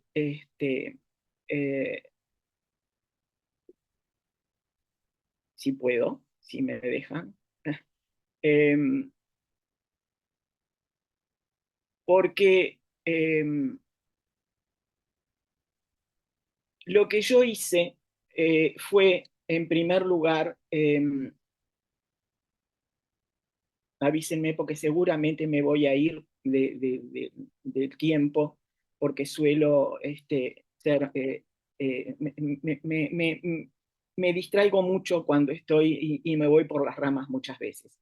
Me gustó mucho el artículo porque Casani lo que presentó fue la posibilidad de que lo usaran como herramienta muchos profesionales y como asistente también presentó los casos de el periodista, del abogado, y hice foco, como las neurociencias dicen, nosotros filtramos lo que leemos según nuestras experiencias previas y lo que consideramos relevante.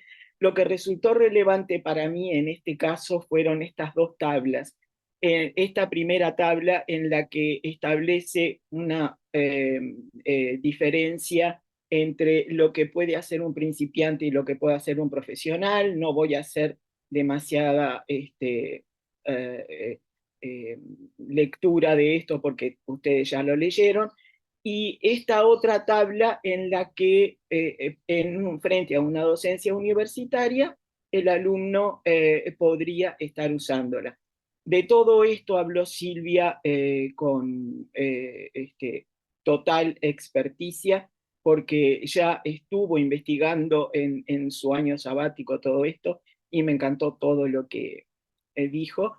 Y de todo esto habló también Eliana, Y Mauricio me dio la pauta de que la inteligencia artificial no piensa como nosotros. Y es verdad, porque yo muchas veces en los prompts que establecí en mis diálogos diversos con el chat GPT a lo largo de estos últimos años, me di cuenta perfectamente de que tenía que aclarar la pregunta y con el tiempo fui afinando a tal punto que el propio chat GPT me felicita por la claridad con la que establezco la pregunta en la actualidad. El asunto es el siguiente. La pregunta que yo me hice frente a la lectura de esta tabla fue si nuestros estudiantes están en condiciones de usarla de esta manera, ¿no? Este es el punto en que reside la preocupación de nuestras organizadoras y es el punto que permitió que estuviéramos presentes hoy los cuatro, ¿verdad? Como ponentes. La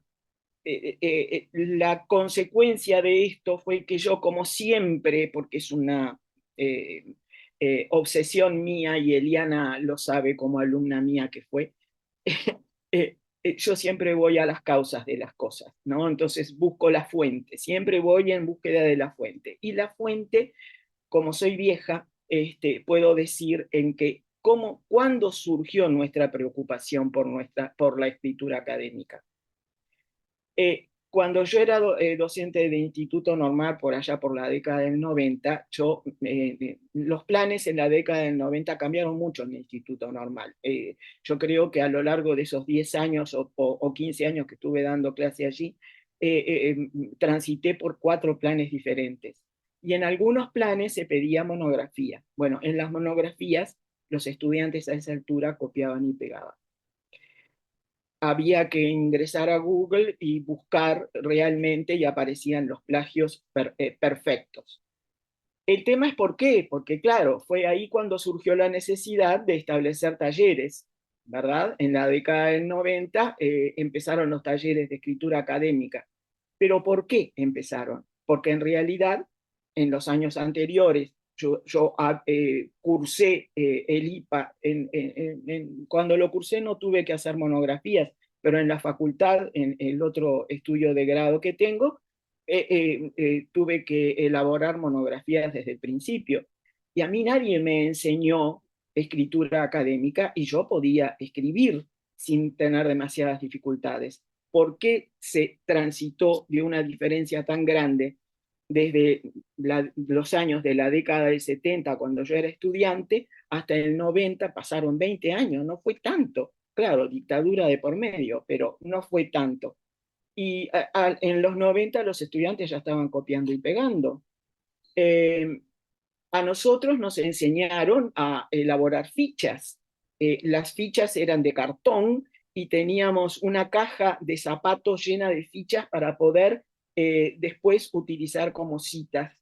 Nosotros tuvimos docentes en facultad que nos enseñaron cómo investigar, tuvimos talleres que nos enseñaron, pero no nos enseñaron a escribir, porque se supone que eso ya lo sabíamos. Entonces, en los talleres de escritura académica que surgieron como una especie de remiendo frente a esa falla de los estudiantes que recibíamos en tercer nivel, en esos talleres, bueno, Eliana lo dijo claramente, se atiende a formulación de preguntas de investigación, a la metodología, cuáles son los objetivos de la investigación, etcétera, las búsquedas bibliográficas, la organización del texto, ¿verdad? Son talleres que enseñan una escritura académica que se supone que los estudiantes tendrían que, salvando las distancias de lo que supone elaborar una investigación en tercer nivel, digamos, yo aprendí a investigar, no me enseñaron, insisto, a escribir, porque se supone que eso yo ya lo traía conmigo. Ahora, con la irrupción de la inteligencia artificial, las cosas cambiaron, a tal punto que yo he hablado con docentes que me dicen, yo voy a pasar a evaluación oral, no quiero evaluación escrita porque me aparecen discursos de inteligencia artificial y yo ya no sé diferenciar o me lleva mucho trabajo diferenciarlo. es cuestión diferente a lo que Silvia ha experimentado con sus estudiantes, que aplaudo, realmente aplaudo toda la experiencia que hizo Silvia con los estudiantes. El asunto es si es necesario cambiar. Yo creo que no, que es necesario aprender a coexistir con la inteligencia artificial. No es necesario cambiar radicalmente para evaluaciones orales. La inteligencia artificial puede ser usada como herramienta, ¿verdad? El asunto es que buscando esas respuestas, yo voy a pasar por acá, me bajé una aplicación. Me bajé una aplicación en la computadora que se llama, yo tengo una Mac, así que no sé si esto aparece en otras, pero la Mac tiene esta aplicación y tiene todas estas características. Ahí dice los tipos de escritura, es como, es como la descripción que aparece debajo de la aplicación cuando uno se la baja, ¿no? Yo lo que acá hice fue una copia de pantalla porque no podía seleccionar y copiar. Por eso está tan chiquito. Pero acá está como la propaganda de la aplicación. Usted va a poder elaborar ensayos, trabajos de investigación, escritura de novelas, guiones, cuentos cortos. Todo esto lo puede hacer esta aplicación. Entonces yo dije, bueno, muy bien. Yo le di un título y le dije, abrí la aplicación, le di el título y le dije la cantidad de palabras y le dije que elaborara un ensayo. Esos fueron mis prompts. No me pidió nada más.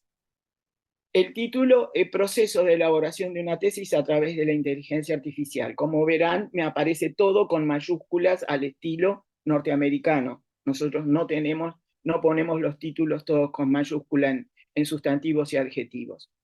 Y lo que hice fue copiarles a ustedes nada más que la introducción y la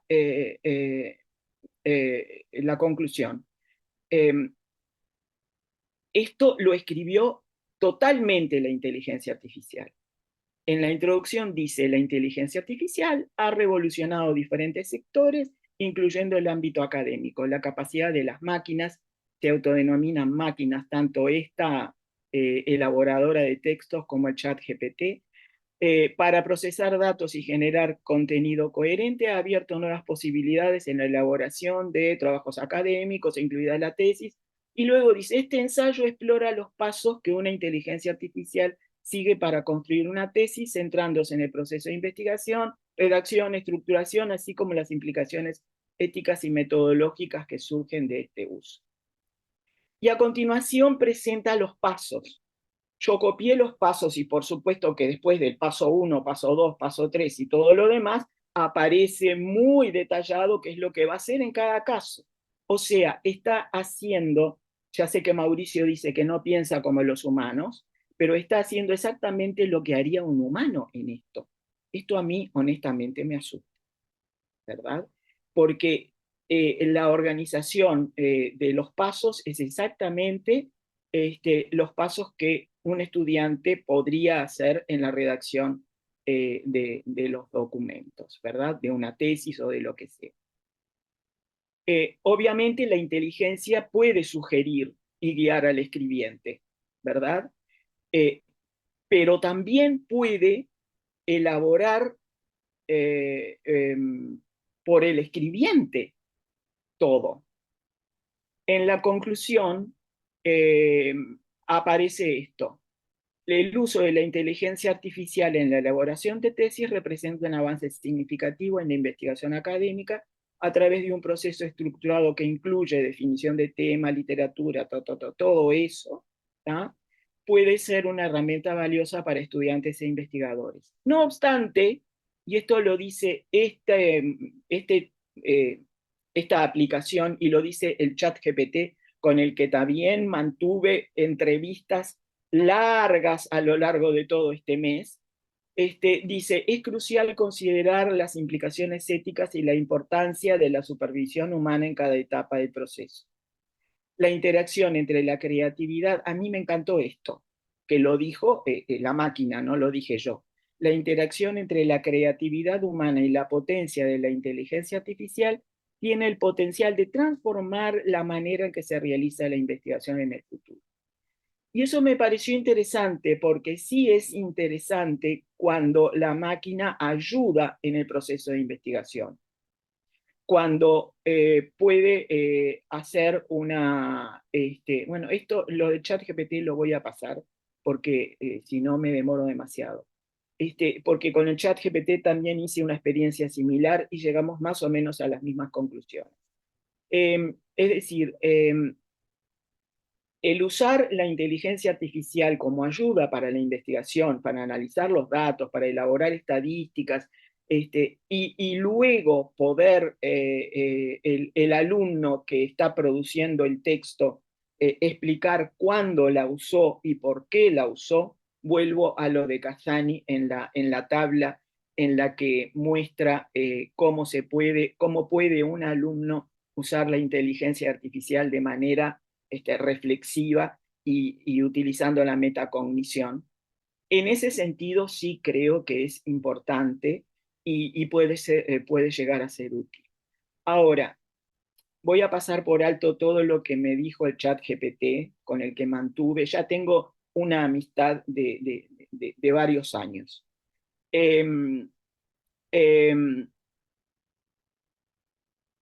Todo lo que presenté define el problema, pero no lo soluciona, ¿verdad? No podemos negar que la IA llegó para quedarse y que podemos usarla en beneficio de los estudiantes, no en beneficio del docente porque nos va a dar más trabajo. Nos va a dar más trabajo en el sentido de que vamos a tener que ser una guía importante para la elaboración de los trabajos y para llevar al estudiante a reflexionar sobre lo que hizo, cómo lo hizo, cuándo usó la inteligencia artificial, en qué momentos, por qué la usó y todo ese bagaje de preguntas y de rúbricas a las que hacía referencia Eliana, creo que es importante que el docente lo tenga en cuenta. Vamos a tener mucho más trabajo, o van a tener ustedes porque yo ya me jubilé. No voy a estar allí, pero indudablemente es importante ese seguimiento del docente, ¿verdad? Ahora, elaboré acá también un modelo de preguntas guía que puede ser una especie de rúbrica, pero está es nada más que un inicio, ¿verdad? Sobre cómo podría el docente funcionar junto con la inteligencia artificial que está ayudando al estudiante. Ahora, ¿qué es lo que yo pienso de todo esto? Hay un principio que no tenemos en cuenta. El estudiante que recibimos en formación docente viene de 10 años de estudios previos. Como yo les decía antes, a mí no me enseñaron a escribir, yo ya venía sabiendo escribir. El estudiante que recibimos en formación docente viene sin saber escribir. Tengo una sobrina que es doctora en genética y está dando clase en la Facultad de Medicina, justamente en la cátedra de genética. Y me comentó que un estudiante le preguntó qué quiere decir considero. Es decir, hay estudiantes que recibimos en formación docente y en la universidad que no tienen vocabulario, no manejan un vocabulario académico, tienen dificultades para poder comprender los textos, porque no tienen, yo insisto en que cuando se dice en las pruebas que los chiquilines no comprenden, eh, voy a salir de acá. porque ya no quiero más compartir. Esperen un poco. Voy a dejar de compartir. Porque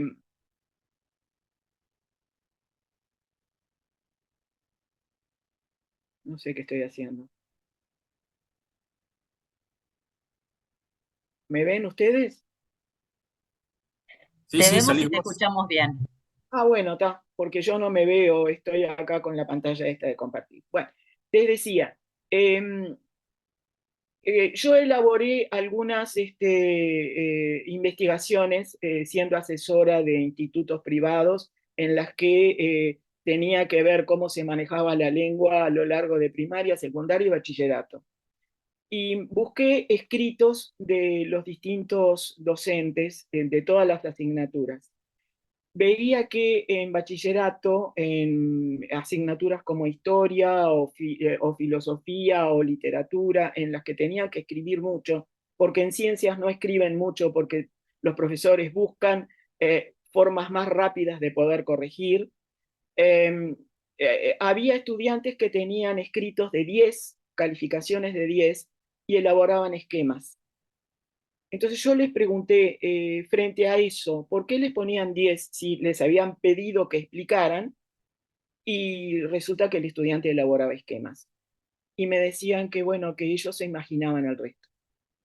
Que a partir del esquema se imaginaban todo lo que el estudiante podía comprender. Entonces, estos profesores que están calificando según los que se puede imaginar que el estudiante entendió, son los que terminan avalando el ingreso de estudiantes a tercer ciclo, que pregunten qué quiere decir considero. Entonces, la inquietud mía es, ¿por qué no volvemos al principio y hacemos que los chiquilines escriban mucho, como Salvador Gutiérrez, cuando un académico de la lengua, cuando si Eliana lo conoce y tiene fotos con él, se encariñó mucho en su maestría allá en España. Salvador Gutiérrez, cuando ingresó a la academia, dijo: aprender a escribir se aprende escribiendo en el discurso inicial. Y bueno, hay que volver al principio. Los chiquilines tienen que escribir mucho, tienen desde primaria que escribir mucho, y el profesor de cualquier asignatura tiene que enseñarle a escribir. Hay otra docente, colega mía de facultad, que en su monografía de grado hizo una investigación en el liceo en donde trabajaba, y observó que los chiquilines escribían bajo la fórmula de esquemas en sus escritos, porque los profesores en las clases hacían esquemas en el pizarrón y corregían los escritos, que fue lo que yo observé después, años después, hice lo mismo en esa institución privada y observé lo mismo. Los chiquilines escribían esquemas y los profesores lo consideraban como si fuera una argumentación o una exposición o una descripción de lo que le pedían. Los profesores se imaginaban. Entonces, yo creo que tenemos que volver al principio. Tenemos que volver a enseñar a escribir y que los chiquilines escriban. Y de repente, tampoco encorsetarlos con fórmulas de primero hacer esto y después este otro paso y después este otro paso. Todo es paso a paso. No hay que asustarse. En la escuela no tienen por qué empezar a escribir con un esquema preconcebido. Dejen que el chiquilín escriba y déjenlo escribir. Y luego, en los años sucesivos, bueno, empezar a recortar el material, empezar a mostrarles, empezar a enfocar la metacognición. Bueno, puede enfocarse también desde primer año, ¿no? La metacognición siempre está, pero creo que eso, creo que falta un ingreso a formación docente con estudiantes más calificados, con experiencias en escritura más sensatas. A mí los profesores de historia en los escritos me corregían la sintaxis. Inclusive tuve una profesora de historia que me corrigió que yo decía mucho y demás. Después me encontré con que no estaba mal corregido, no estaba mal escrito y que no era prohibido decir y demás, pero durante todo mi tránsito por secundaria, yo dejé de decir y demás porque la profesora de historia me lo corrigió en un escrito.